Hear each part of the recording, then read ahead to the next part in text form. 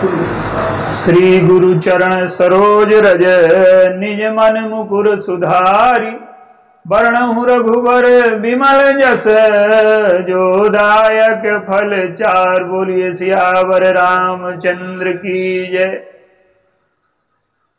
आइए मनुष्य के जीवन में जो समस्याएं हैं उन पर थोड़ा सा चर्चा करें। मनुष्य के जीवन में जो दुख आता है वो एक दुख तो अभाव का दुख है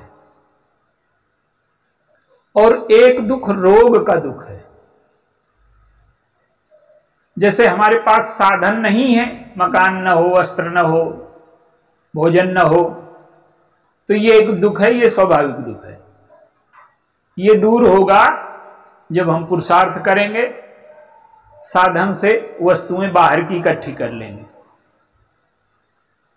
लेकिन शरीर अगर रोगी हो गया तो हमने जो साधन इकट्ठे किए हैं उनका रस न ले पाएंगे, उनका स्वाद न ले पाएंगे। इसी प्रकार से शरीर के रोगी होने से जैसे हम भोजन का स्वाद नहीं ले पाते, उसी प्रकार से हम मन के रोगी होने से जीवन का स्वाद नहीं ले पाते। तो मन के रोगों में एक बड़ा विचित्र रोग है ईर्ष्या। आइए उस पर थोड़ी सी चर्चा। ईर्ष्या विचित्र इसलिए है कि ये तमोगुणी लोगों में भी पाई जाती है, रजोगुणों में भी पाई जाती है और सतोगुणी में भी पाई जाती है। किसी भी चीज से ईर्ष्या हो सकती है। इस चीज से ईर्ष्या हो सकती है कि हम कम सुंदर हैं, सामने वाला ज्यादा सुंदर है। एक ईर्ष्या इस बात से हो सकती है कि हमारे पास कम धन है, इनके पास ज्यादा है। एक ईर्ष्या इस बात को लेकर के हो सकती है कि हमारे पास कम सुख है, इनके पास ज्यादा है। तो ईर्ष्या वस्तुतः अंतःकरण की भेद बुद्धि से पैदा होती है। और ईर्ष्या ऐसा रोग है जो तमसा छन्न कायर और आलसी रोगों में भी पाया जाता है, लोगों में पाया जाता है, और श्रेष्ठ लोगों में भी पाया जाता है।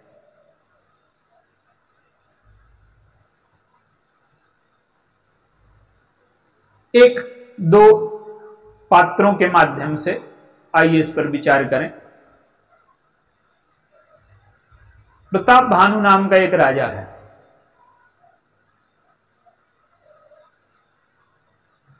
पिता ने राज्य दिया, उतने से संतुष्ट नहीं है। वो चाहता है कि संपूर्ण भूमंडल का मैं अकेले राजा हो जाऊं। तो प्रताप भानु क्या हैं? वो किसी का राज्य नहीं चाहते, पर उनके जीवन में यह है कि हमें लोग श्रेष्ठ मान लें। तो जब व्यक्ति अपने को श्रेष्ठ मनवाने लगेगा, जब हम अपने को किसी से बड़ा सिद्ध करेंगे, तो स्वाभाविक है कि छोटों के मन में ईर्ष्या पैदा होगी। और उस ईर्ष्या का परिणाम यह हुआ कि एक व्यक्ति प्रताप भानु के समान ही रोगी था। और वो कौन था? वो राजा। तो वो कहता है कि हम तुमको क्यों श्रेष्ठ माने, हम राज्य छोड़ देंगे पर आपको श्रेष्ठ न मानेंगे।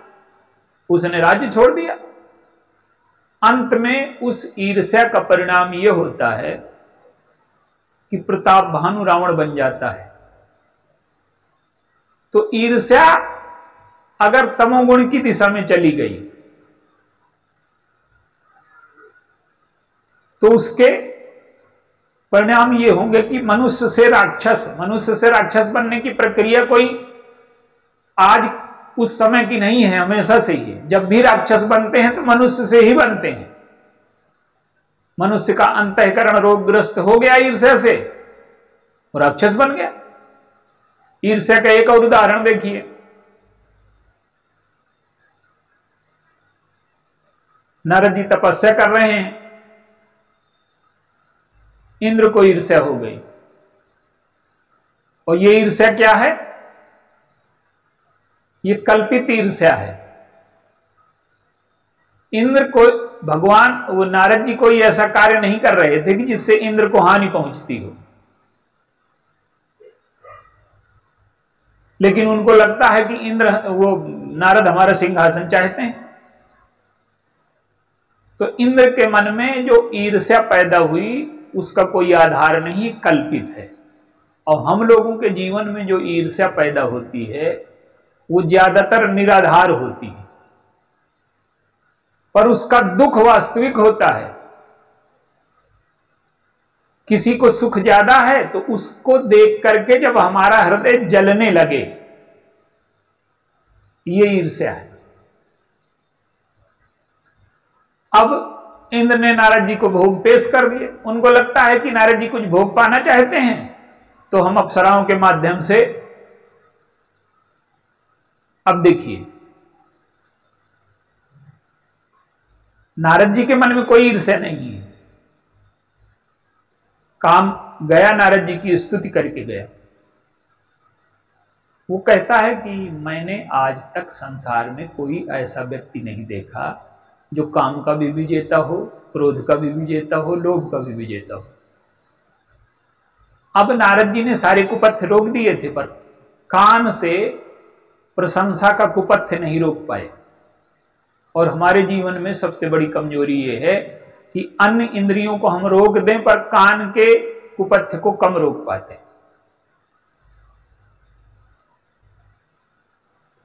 काम चला गया। काम एक ऐसा शत्रु है कि अगर वो जीत गया तो भी जीत गया, और वो अगर लगता है कि हार के गया तो भी जीत गया। काम सामने था तो तब नारद जी राम का चिंतन कर रहे थे, और जब काम चला गया तो भगवान राम बाहर निकल गए, काम अंदर चला गया। अब नारद जी के मन में आया कल्पित बात कि काम का विजेता मैं भी और काम के विजेता शंकर जी भी। तो अब चलें तो शंकर जी को अपनी काम विजय का दृष्टांत सुनाएं। नारद जी गए। शंकर जी के जीवन में ईर्ष्या का कोई स्थान नहीं है, क्योंकि वो आत्म तत्व में स्थित हैं, देह में स्थित हैं ही नहीं। और नारद जी देह में स्थित हैं, इसलिए जब वो सुनाने लगे तो शंकर जी ने मना कर दिया कि ये भगवान विष्णु को ना सुनाइएगा। नारद जी को लगा कि इन्हें मेरी कीर्ति से ईर्ष्या हो गई है, ये भगवान से कपट सिखा रहे हैं। अब आप देखिए, जो ईर्ष्या कल्पित इंद्र के मन में आई थी, वही कल्पित ईर्ष्या नारद जी के मन में आ गई। उन्हें लगा कि शंकर जी को मुझसे ईर्ष्या हो गई। अब वो नहीं गए भगवान विष्णु के पास, और जब गए तो भगवान विष्णु ने उनकी प्रशंसा शुरू कर दी। तो उनको लगा कि ये ठीक है, लेकिन वास्तविकता यह है कि भगवान विष्णु की प्रशंसा नारद जी की आलोचना से अधिक घातक है। तो शंकर जी की आलोचना से अधिक घातक। शंकर जी ने तो केवल इतना कहा था कि चले प्रसंग दुरायो तबहुं।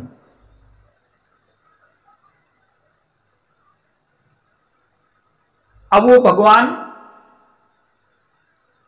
शंकर में तो थोड़ी सी ईर्ष्या देखते हैं, और जब विश्व मोहिनी को लेकर के चले गए तो उन्हें तो भगवान विष्णु में ईर्ष्या का पहाड़ दिखाई दिया।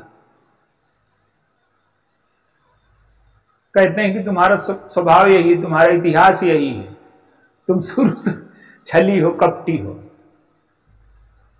तो मनुष्य के जीवन में ईर्ष्या एक ऐसी चीज है कि जो अनावश्यक है, ये रोग है। और हम लोगों के जीवन में जो अधिकांश दुख हैं, आज तो विज्ञान ने व्यक्ति को सुख सुविधा की सारी सामग्री उपलब्ध करा दी, बाहर का अभाव अधिकांश व्यक्तियों के जीवन में अब समाप्त हो गया है। लेकिन आज जो दुख है मनुष्य में, आज जो तनाव है, जो चिंता है, जो भय है, जो उदासी है, जीवन का स्वाद नहीं ले पा रहा मनुष्य, ईश्वर का स्वाद नहीं ले पा रहा। जीवन में जो आज ये दुख दिखाई दे रहा है, ये रोगों का दुख है। ये मानसिक रोग हमारे जीवन में इतने अधिक हो गए हैं कि ये जो रोग हैं, चाहे कल्पित हो चाहे वास्तविक हो, मानसिक रोग। आप देखिए हमारे जीवन में ये ईर्ष्या कैसे पैदा होती है। यात्रा में दो व्यक्ति चल रहे हैं, कोई आगे है कोई पीछे, तो पीछे चलने वाले के मन में आगे वाले के प्रति एक होड़ पैदा होती है। तो अगर हम दौड़ करके उससे आगे निकल जाएं, इसको हम मात्सर्य कहेंगे।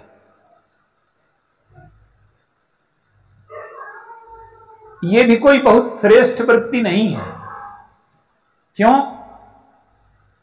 कि ईश्वर ने आपको संसार में अद्वितीय बनाया है। आपके जैसा कोई व्यक्ति उसने कभी बनाया नहीं, न कभी बनाएगा दोबारा। आप अपने आप में श्रेष्ठतम हैं।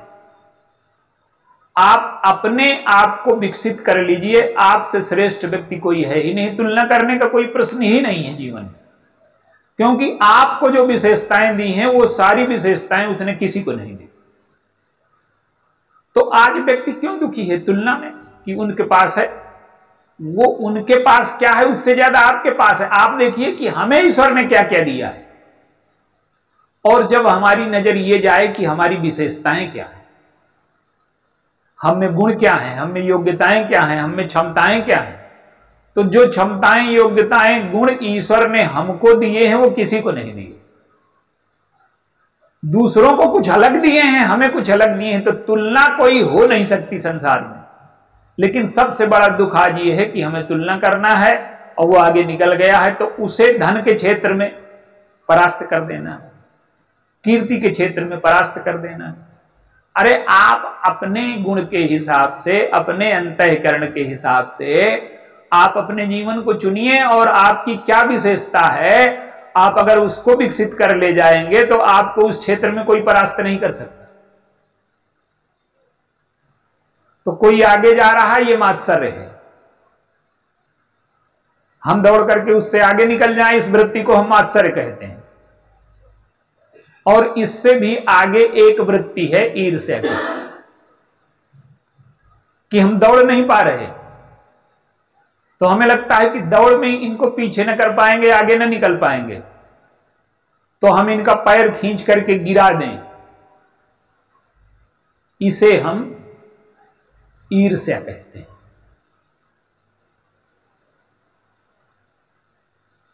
आप अयोध्या कांड उठा करके देखिए,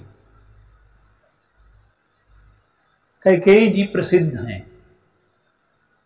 मान शून्या, ईर्ष्या रहित देवी के रूप में पूरी अयोध्या में प्रसन्न है। मंथराई, मंथरा ने क्या किया कि पहले आशंका पैदा की,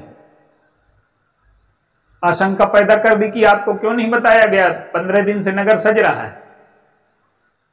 तो जब आशंका पैदा कर दी तो कैकेयी के मन में सात्विक ईर्ष्या पैदा हो गई,